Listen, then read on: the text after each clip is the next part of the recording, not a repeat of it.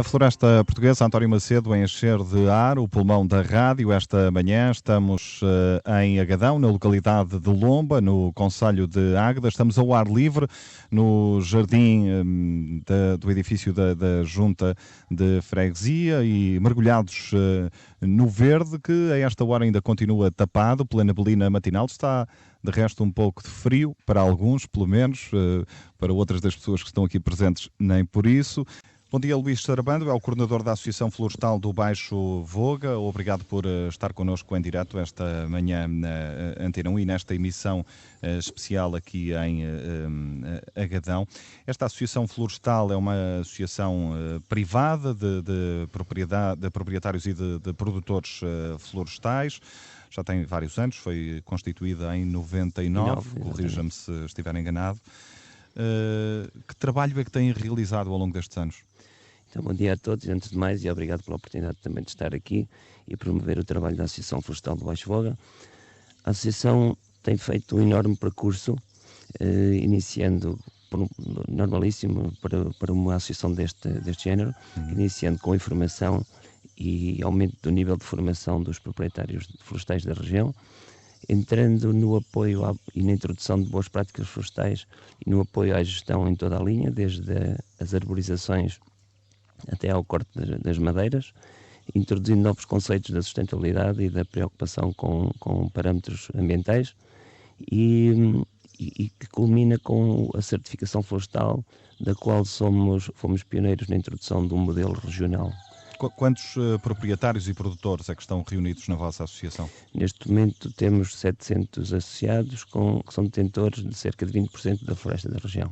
Portanto, em 15 anos conseguimos atingir uma marca muito significativa que nos eleva às responsabilidades de tentarmos levar ao território e ao ordenamento um conjunto de questões que já foram cá faladas hoje e que vamos ter que continuar exatamente a lutar nesse sentido.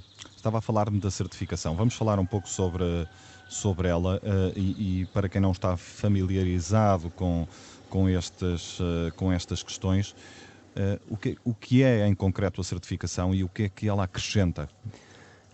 A certificação, no sentido prático, que é aquilo que leva à floresta e ao produtor, é muito simples. Introduz um processo de planeamento onde cada pessoa individualmente, longe da sua propriedade ou mais perto da sua propriedade, mais distante em termos de conhecimento ou menos distante, é um guião que oferecemos às pessoas no sentido de que saibam cuidar da sua floresta, fazer as operações certas, no momento oportuno e com as técnicas mais adequadas. Isto tudo para que possamos fazer prevalecer as três grandes funções que são atribuídas à floresta: a parte económica, a parte ambiental e a parte social. Portanto, muito fácil. Eu valorizo muito a questão em termos pessoais, valorizo muito a questão do planeamento florestal, porque acho que é o grande chavão. Logicamente depois temos que ter capacidade, e é aí que temos feito a diferença, de um apoio proativo ao associado, porque se o associado tiver o seu guião em casa e não tiver alguém que o relembre e relembre das coisas que tem que fazer, provavelmente vai esquecer ou vai falhar a oportunidade, porque a sua vida normalmente não é esta. Quase 90% da floresta, cerca de 85% da floresta portuguesa é privada, com pequenos proprietários. Isto cria dificuldades acrescidas, em particular em termos de gestão? Claro que sim, eu não gosto de chamar esta característica da floresta portuguesa um problema, é uma característica. Nós é que temos o desafio de descobrir as soluções para lhe dar a resposta. Logicamente que sim, as dificuldades de organização e de logística e de comunicação com tanta gente é muito complicada e consome muitos recursos e torna o trabalho todo muito mais lento. De qualquer das formas, acho que o movimento associativo em Portugal tem dado mostras de grande dinamismo e em 15 anos conseguimos dar passos muito importantes no elevar a voz dos proprietários florestais e no envolvimento dos proprietários florestais. Relembro um movimento em 2006, 2007, nos anos seguintes àqueles 2 grandes anos de incêndios, relembro um grande movimento em que o objetivo ZIF, a constituição das zonas de intervenção florestal, foi conseguido nesse processo a mobilização dos proprietários de 1/3 da floresta portuguesa. Portanto, o movimento associativo demonstrou que tem capacidade de chegar ao território. Muitas vezes o que faltam aqui são algumas ferramentas, e não falo apenas dos apoios, que a Sra. Ministra hoje já nos brindou com novidades que vamos ter bastantes apoios, resta-nos esperar para ver, mas não falo apenas de apoios financeiros, falo da simplificação dos processos de funcionamento disto tudo. Há uns tempos ouvíamos falar, por exemplo, na liberalização do eucalipto com a nova lei das arborizações e rearborizações. Essa liberalização não é efetiva, não é real. Hoje é muito mais difícil plantar qualquer tipo de espécie. Por exemplo, uma questão que as OPFs reclamam hoje, as organizações de produtores que reclamamos hoje, é a descentralização de competências. Já mostramos que somos capazes, aceitem que façamos parte da solução e aceitem que possamos receber competências, por exemplo, ao nível do licenciamento, sejamos nós que temos a oportunidade de uma forma muito mais simples, muito mais eficiente, de estar perto das pessoas e do terreno, a licenciar este tipo de questões e a garantir que a execução destas operações vai de encontro aos objetivos que pretendemos nomeadamente a certificação que já falámos. É interessante essa referência que faz do eucalipto, porque, enfim, de alguma forma no senso comum, a ideia que se tem não é essa. A ideia que se tem é que nos últimos anos a presença do eucalipto no país cresceu de uma forma muito significativa. Claro. E de uma forma legítima, todas as pessoas que pretendem fazer um investimento pretendem que ele tenha algum tipo de retorno e pretendem ter uma expectativa de retorno. Eu diria que o eucalipto hoje é a única espécie que garante esse retorno num espaço de tempo em que todos aspiramos conhecê-lo, receber exatamente esse retorno. Eu não estou a defender claramente que vamos plantar o país todo com eucaliptos, estou a dizer que há espaço para tudo.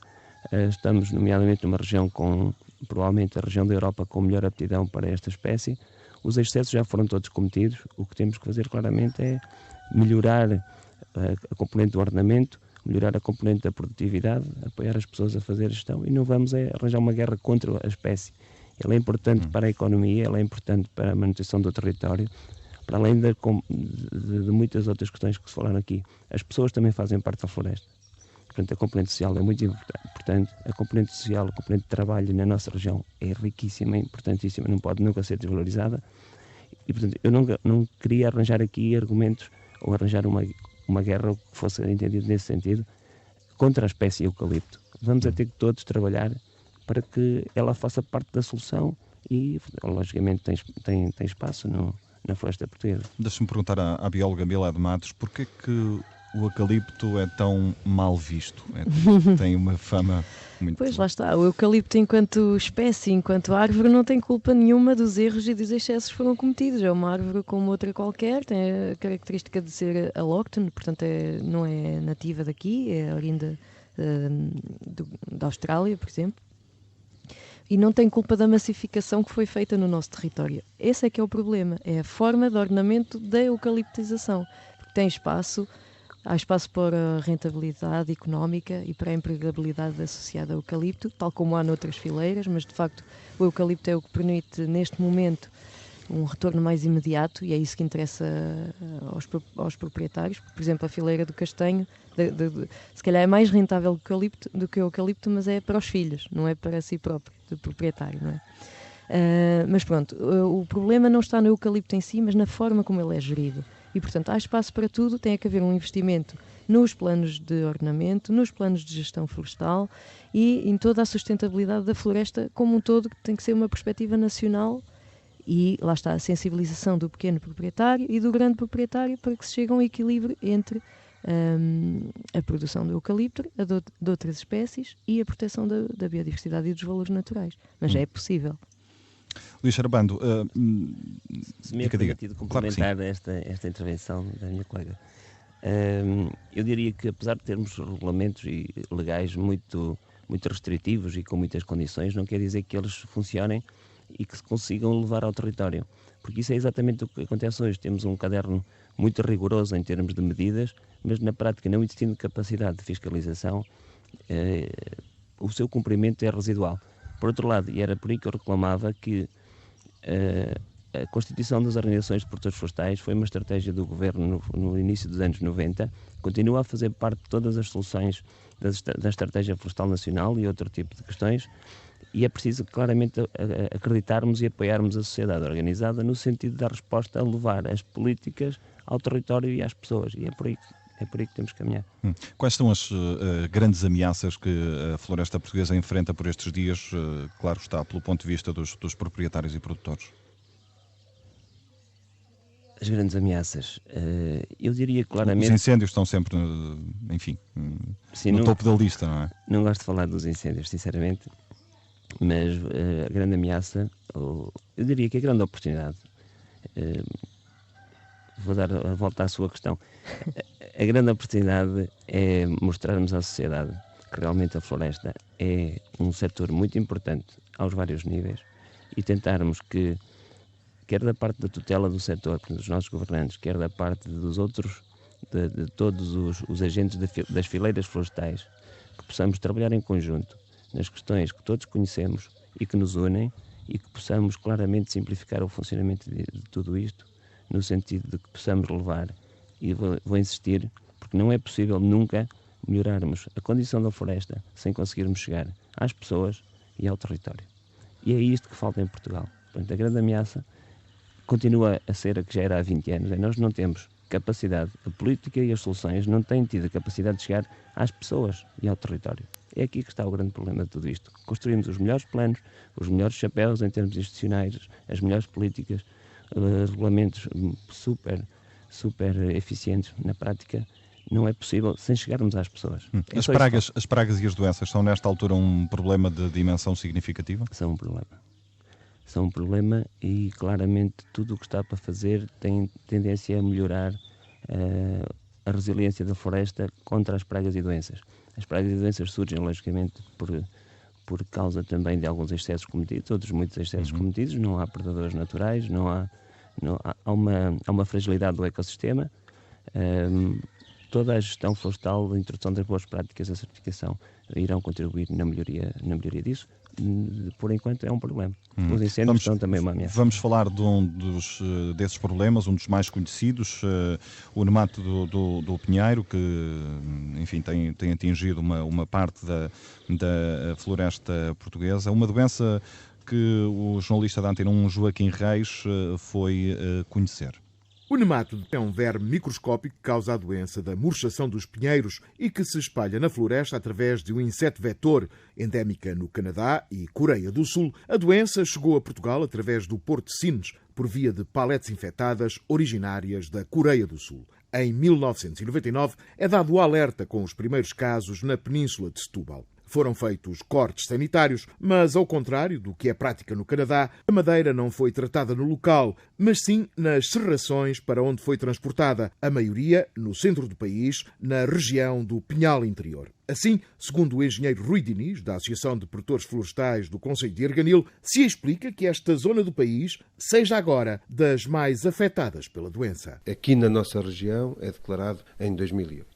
Foi feita uma task force muito efetiva nesses anos, mas isso levou a que depois, com o amainar da doença... O nemato é uma doença que veio para ficar, controlar sim, mas erradicar não. A erradicação é uma palavra um bocado complicada. Tem que saber controlar.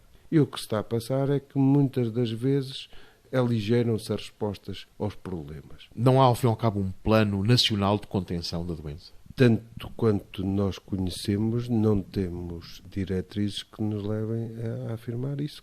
Se foi algum dinheiro investido, esse dinheiro não deu frutos. Cai assim por terra a ideia de que a doença estaria sob controlo. Pelo contrário, está a recrudescer. Sim, basicamente foi levantada o pé em termos de controle desta doença. Agora estamos a ter o reverso da medalha. Consequências que vão além da mera perda económica, pondo em causa até o epíteto de maior pinhal da Europa. Foi considerado durante muitos anos a maior mancha do pinheiro bravo contínuo da Europa.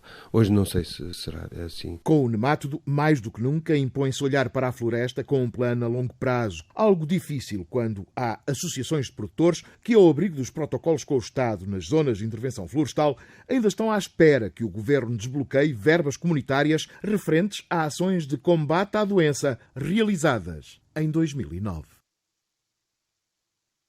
A questão do nemato do pinheiro, Luís Sarabando, um problema que continua a criar dificuldades pelo que ouvimos. Também é esta o conhecimento e a realidade que tem? Sim, Claramente que todo o montante que já foi investido na defesa contra este problema não tem tido os resultados esperados, porque julgo que muitas das respostas foram feitas de forma tardia. Isto é, a criação da zona tampão no primeiro momento em redor do Porto de Sines, que foi o primeiro grande investimento, não foi suficiente para suprir a evolução da praga, e continuamos a verificar exatamente o que eu estava a dizer de uma forma lata, é que a velocidade com que as políticas se colocam no território foram demasiado lentas para a evolução da praga e, portanto, houve respostas tardias, apesar de todo o investimento que foi feito pelo país, houve respostas muito tardias e que não permitiram conter este problema.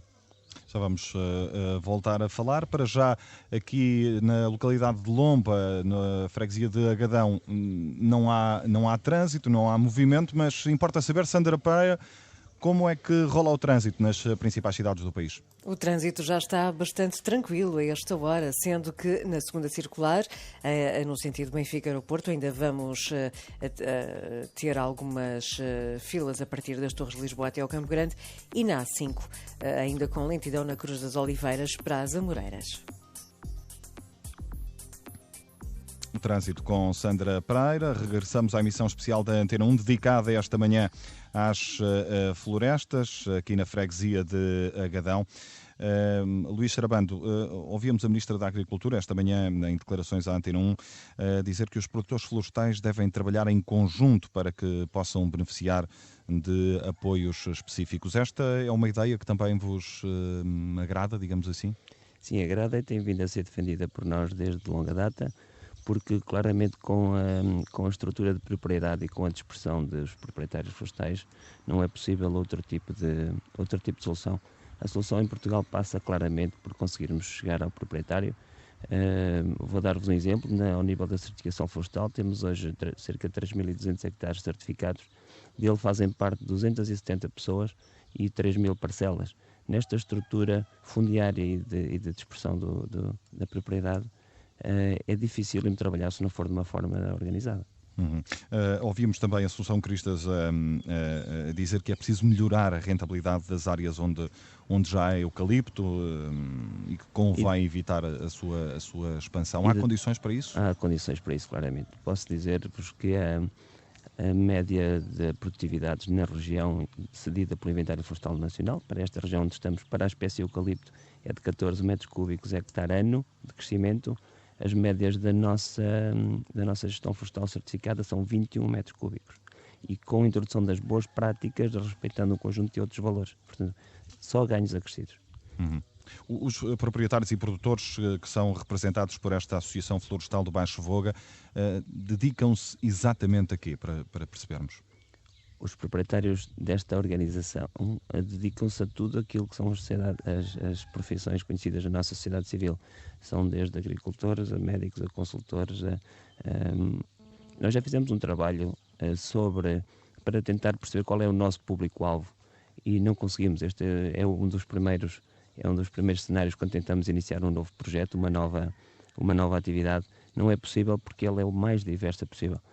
Tentámos contrariar com esse trabalho também a noção de que os donos da floresta são os agricultores. Na nossa região, que é uma região agrícola interessante, na franja litoral, só 6% da floresta é que é posse dos agricultores.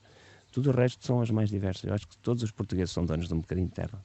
Portanto, é muito difícil criarmos aqui uma forma de comunicação para tanto público tão generalizado e tão diferente. O que é que falta? Falta formação, por exemplo? Sim. Onde entram as organizações é claramente na formação mais especializada, mais focalizada. E como estamos perto dos territórios e das pessoas, conseguimos conhecê-los. Acho que falta aqui também uma ferramenta importantíssima, que é o cadastro, que nos permitiria conhecer quem são os donos verdadeiros da floresta. E o cadastro tem vindo a ser adiado porque representa um bolo financeiro muito grande. O que nós temos vindo a reclamar é que seja feito um cadastro mais simplificado. E posso dizer-vos que na nossa região nós hoje possuímos uma matriz muito grande de conhecimento sobre o terreno. Facilmente conseguiríamos ser o início de um processo de cadastro simplificado que permitisse conhecer os proprietários e chegarmos à conversa com eles e tentar sensibilizarmos para outras coisas. Outras medidas interessantes poderiam ser associadas ao cadastro a regularização da titularidade dos prédios hoje. Quando eu quero aderir a uma solução qualquer, a um financiamento, à certificação, a entrar para uma ZIF, eu tenho que ter o processo da titularidade organizado. Isto é muito difícil.